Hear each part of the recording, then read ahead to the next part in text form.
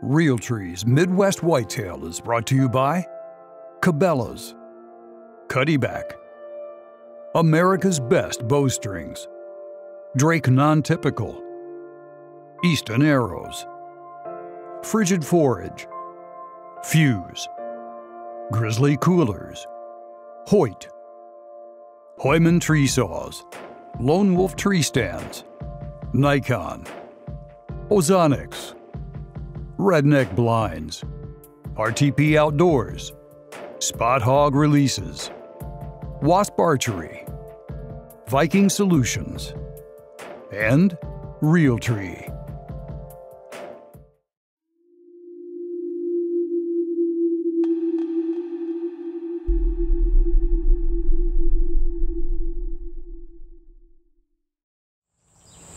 Alright guys, as you see right here behind me, majority of the plot screen's doing really well. We have some spots that are probably well over 10 feet tall. We came back in here, I guess it was about the middle of June, and laid out a few spots where I wanted to use the plot screen.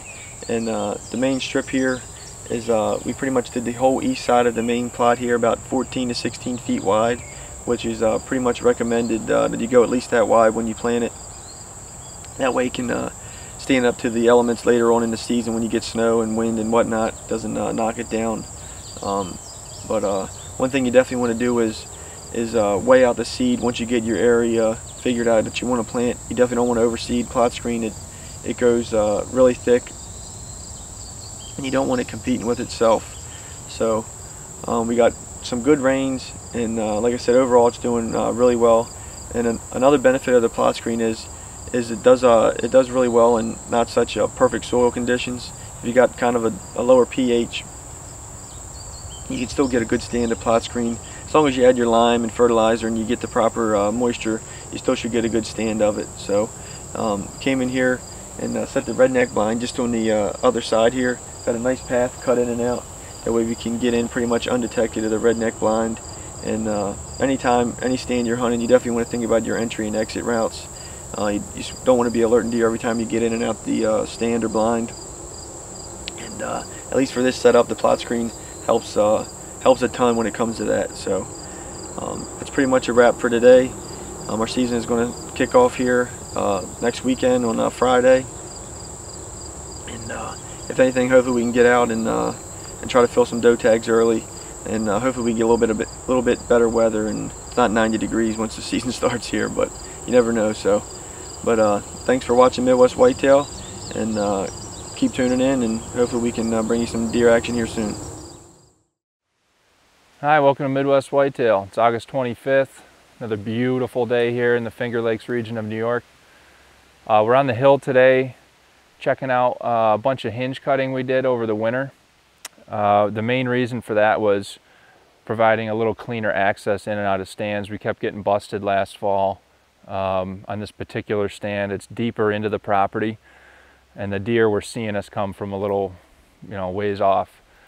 So we've got a nice wall of vegetation coming up on either side of our access route. Another added benefit is in the wintertime, they tend to browse on the buds. These trees that we hinge cut will probably live for a few years, and then after that, you'll get that flush of vegetation. So although this is a small project, it's a relatively new farm for us. So we're balancing habitat work with better hunting methods, and this is one of those projects. So as the years go on, as we see fit, we'll do more hinge cutting to help our access in and out of stands.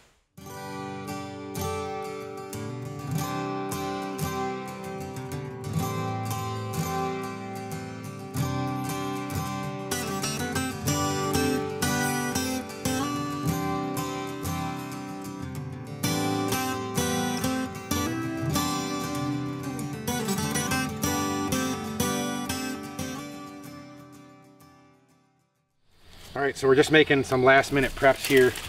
This is the access point to our redneck blind. It's about 25 yards down behind me, but this is how we get in and out. It's a pine patch that leads out into that clover field, and it's a great entry and exit route. We can usually get in here undetected depending on the wind. The reason we use that blind is because we can seal the windows up But I'm going down through here and just making sure it's clear, make sure the sticks are off the trail, and it's a great entry and exit route. We'll show you the blind here in a second. Needs a little trim out.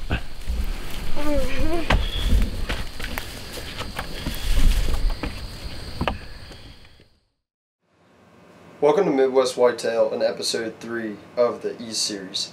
Today we'll be discussing barriers we use for stand access as well as ways to funnel deer. So at my uncle's small suburban property, over the years he's managed all the trees and brush and shrubs in his actual yard that he doesn't use, and he disposes of them by us coordinating a barrier that we set up. So basically the barrier is about 150 to 200 yards long, and it sets up directly before food plot access. So what we did was we set up a barrier. It's about 4 to 5 feet tall, and it gets bigger every year, which makes it more effective, that the deer can't pass. And it runs all the way down to the edge of his property that he owns, bordering a small fence. So the deer bed about 300-400 yards below the ridge, and the stand is up on a ridge with a small food plot of autumn quick plot in front of the stand. So basically we've created a small opening in this barrier, which not only allows us to sneak into the stand from behind the barrier without bumping any deer, but it also allows us to funnel the deer into a 20-30 yard shot. And we've had great success with many does as well as a couple mature bucks in this area. So it's really paid off over the years, and I would love to show you guys, hopefully next week in our season opener, we'll take a doe in that plot.